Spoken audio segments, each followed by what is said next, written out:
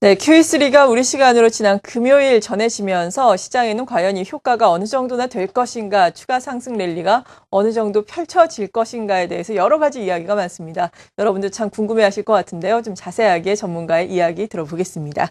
이트레이드 증권의 최광혁 연구원 나오셨습니다. 안녕하세요. 네, 안녕하십니까. 네, 먼저 가장 궁금해하시는 것이 아무래도 주가가 어느 정도까지 올라갈 것인가 이 여부일 것 같거든요. 네. 추가 랠리의 가능성 어느 정도까지 보십니까? QE3에 의한 상승 랠리는 당분간은 지속될 것으로 판단하고 있습니다. 중기적으로 봤을 때는 각국 은행, 중앙은행의 정책 공조가 계속해서 이어지고 있고, 단기적으로 봤을 때는 유동성이 유입되면서 유동성에 의해서 장이 올라가는 유동성 장세가 나타날 것으로 판단하고 있습니다.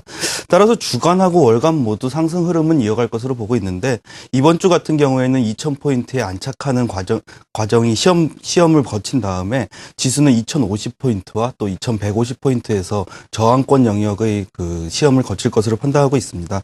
여전히 연말 고점으로는 2200포인트 이상을 생각하고 있으며 네. 4분기에 상승 랠리는 계속 지속될 것으로 판단하고 있습니다. 네, 상당히 긍정적으로 보고 계십니다. 하반기에 2200까지 갈 수도 있을 것이고, 다만 여기까지 올라가는 과정에서 2050선과 2150선이 좀 저항으로 작용을 할 것이다. 하드타임을 좀 줄 것이다 라고 말씀해 주셨는데, 그런데 QE3의 효과에 대해서는 여전히 이야기가 좀 많아요. 기존의 QE1과 QE2에 비해서는 좀 효과가 덜할 것이다 라는 이야기가 좀 우세한 것 같은데요. 어떻게 봐야 될까요? 현재 같은 경우에는 저성장 기조 얘기가 계속 나오고 있기 때문에 사실 펀더멘탈이 뒤따르지 않는 장세의 한계와 지속성에는 동의를 하고 있습니다. 근데 근본적인 매크로 회복이 아직 많은 시간과 과정이 필요한 건 분명하고, 그 시간이 길어지고 정책적 대응이 미흡하다면은 공황이나 아니면 경기 침체로 다시 들어갈 수 있는 가능성도 여전히 존재는 하고 있습니다. 하지만 현재 중앙은행에는 정책 금리가 제로인 상황에서도 QE3와 같은 자국의 통화 가치를 하락시켜서 경제를 부양해야 되는 다급함이 아직까지는 남아 있습니다. 따라서 ECB나 아니면은 또 패드 같은 경우에도 계속해가지고 과장된 정책을 유지함으로 인해가지고 장은 계속해서 올리려는 시도를 지속할 것으로 판단하고 있습니다. 회의적인 시각은 여전히 남아있지만 7월 26일 드라기 발언 이후에 머니 무브와 심리는 지금까지 계속해서 화답을 하고 있고, 동반 상승 랠리를 보여주고 있다는 것은 여전히 상승 랠리가 지속될 수 있다는 근거로 판단하고 있습니다. 네. 최소한 연말까지는 글로벌 수익률 스프레드의 확대가 지속될 수 있고, 또한 코스피 상승세도 지속될 것으로 판단을 하고 있습니다. QE2와 오퍼레이션 트위스트 구간에서 유가 상승 얘기가 많이 나오고 있는데, 사실 물가 부담이 2012년 4분기보다는 내년 1분기에 더 크게 나타날 것이기 때문에 4분기는 오히려 물가 상승에 있어서는 편하게 생각할 수 있는 구간이고, 또 QE2와 오퍼레이션 트위스트, 또 요번에 QE3 모두 미국의 연말 소비 기간에 발표됐다는 점에서 상승 모멘텀으로 작용하지는 못한다고 하더라도 연말에 소비 모멘텀으로는 작용할 수 있다는 점에서 긍정적으로 판단하고 있습니다. 저희가 지난번에 썼던 아직 무도회는 끝났다에서 썼던 대로 유동성만으로도 12개월 포워드 PER 기준 10배인 2140포인트까지는 무난하게 올라갈 수 있을 것으로 판단하고 있고, 또 기대 심리가 받쳐준다면 상단 목표치는 더욱 상승할 것으로 판단하고 있습니다. 네, 일단 상당히 긍정적인 전망을 내놓으셨는데, 그래도 정말 안심을 하기에는 또 너무 이르지 않나라는 생각도 들고요. 앞서서 물가 부담 같은 경우에도 내년 1분기에 더 심해질 것이다라고 말씀해 주셨는데, 미국에서는 또 재정 절벽에 대해서도 여러 가지 또 이야기가 나오지 않습니까? 앞으로 우리가 주목을 해봐야 할 사항들은 어떤 것들이 있습니까? 앞서 말씀드린 바와 같이 QE3와 ECB의 무제한 국채 매입 등 각국 중앙은행의 공조체제는 글로벌 유동성 확대와 또한 위험 자산으로의 돈의 흐름을 끌고 올 가능성은 있습니다. 따라서 네. 상승 흐름은 계속 지속될 것으로 보고 있는데, 역시 지속적인 상승 랠리를 말하기 위해서는 펀더멘털 측면을 말할 수밖에 없고, 이와 관련해가지고 시장에서 현재 나타나는 우려감은 첫 번째로 유로존 우려감, 그 다음에 두 번째 재정절벽, 세 번째로 중국의 저성장 기조가 장기화되는 게 아니냐 하는 세 가지 정도의 우려감을 들 수가 있습니다.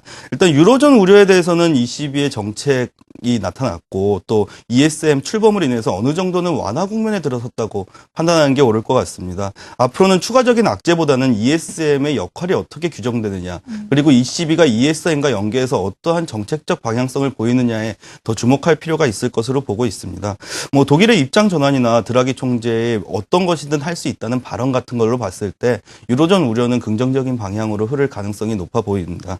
뭐 미국 재정 절벽 이슈는 아직까지는 고민할 필요가 없다는 것이 정확한 입장입니다. 예. 뭐 재정 절벽 문제가 실제로 나타난다면 확실히 시장에 충격을 줄 가능성은 매우 높습니다. 하지만은 2013년 임시 예산 법안이 이미 전일인 13일에 미국 하원에서 통과했고 공화당과 민주당 양당에서 서로 합의한 상황이었기 때문에 상원도 무난히 통과할 것으로 판단을 하고 있습니다.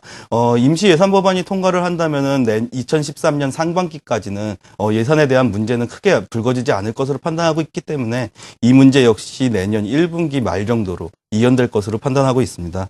중국의 경제 지표 같은 경우에는 확실히 우려 요인으로 보고 있습니다. 네. 경제 지표가 계속해서 안 좋게 나오고 있고 또 자생적인 회복을 보이기에는 아무래도 시간이 좀 걸릴 것으로 판단을 하고 있기 때문인데 중국의 경제 지표 부진에 대해서는 지속적으로 관찰을 할 필요가 있어 보입니다. 하지만 역설적으로 중국의 경제 지표가 안 좋아짐으로써 중국 정부가 더 강하게 성장 드라이브를 걸 수 있는 그런 가능성은 높아지고 있고 또 중국의 정권 이양 문제가 계속해서 불거짐으로써 경제에 대해서 신경을 크게 못 쓰는 모습이었지만 10월에 중국 공산당 대회를 거치면서 공식적인 후계자가 발표가 된다면은 오히려 경제 쪽으로 강하게 드라이브를 걸 수 있을 것으로 판단하고 있습니다. 네, 그러니까 세 가지 문제를 짚어주셨어요. 유로존 문제는 지금은 그래도 계속해서 해결 국면에 있기 때문에 크게 걱정할 필요가 없고 미국의 재정 절벽 같은 경우에도 내년 1분기 정도에는 불거질 것이기 때문에 일단 문제는 좀 차치해도 되겠고요. 중국의 경기 정말 큰 문제인데 차기 지도부가 10월 말에 발표가 된다면은 그때 강력한 또 부양책이 나오면서 시장에 도움이 되지 않을까라고 평가를 해주셨습니다.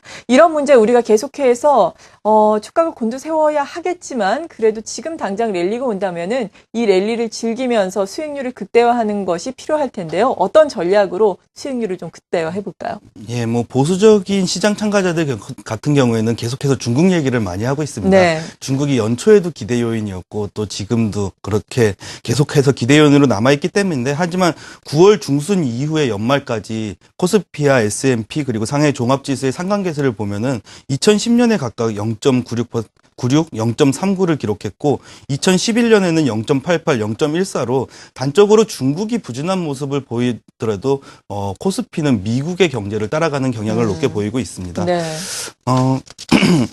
현 시점에서 펀더멘털 모멘텀은 중국보다는 미국을 따라갈 것으로 판단하고 있고 지속적으로 금융위기 이후에 미국의 소비 시즌 모멘텀을 주목할 필요가 있을 것으로 판단을 하고 있습니다. 일자리의 대다수가 서비스업인데다가 최근에는 주택시장 회복으로 소비 여력이 더 높아져 가고 있다는 점에서 최소한의 연말 연초 코스피를 미국이 이끌어 나갈 수 있다는 판단을 하고 있고 연말 연초 코스피를 미국이 이끌어 나간다면 여전히 IT 쪽에 오버웨이트를 하는 전략이 유효할 것으로 판단을 하고 있습니다.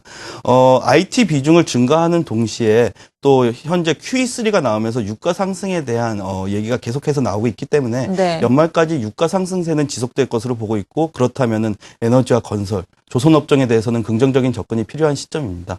네, IT와 에너지 건설, 조선업종을 우리가 긍정적으로 살펴보자라고 말씀해 주셨습니다. 이렇게 QE3의 효과에서부터 효과적인 투자 전략까지 자세하게 도움 말씀 들어봤는데요. 함께해 주신 분은 이트레이드 증권의 최광혁 연구원이었습니다. 감사합니다. 예.